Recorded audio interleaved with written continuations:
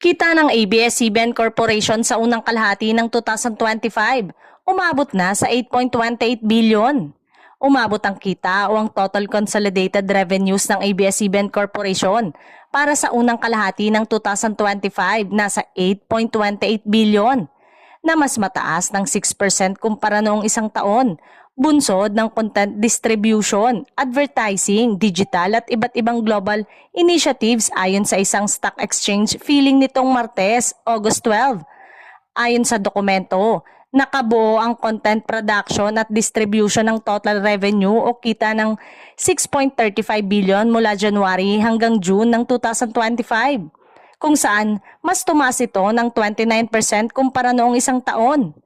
Umangat din ang advertising revenue ng Kapamilya Network sa 27%, habang ang consumer revenue ay tumaas ng 34%.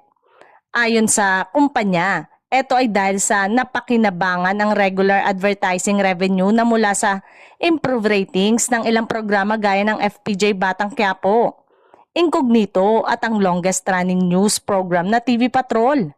Dagdag pa nito ang malakas na hatak sa taklilan ng ilang pelikula gaya ng And the Breadwinner Is at My Love Will Make You Disappear.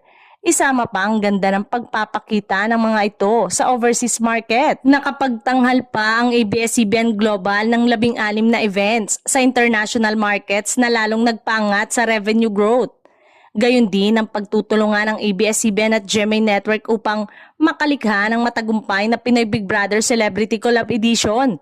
Tampok ang ilang Star Magic at Sparkle artist. Ang total consolidated net loss naman sa unang 6 na buwan ng taong ito ay umabot sa 852 million na isang improvement ng 1.27 billion o 60% kumpara sa 2.13 billion noong isang taon ayon pa sa ABS-CBN Corporation.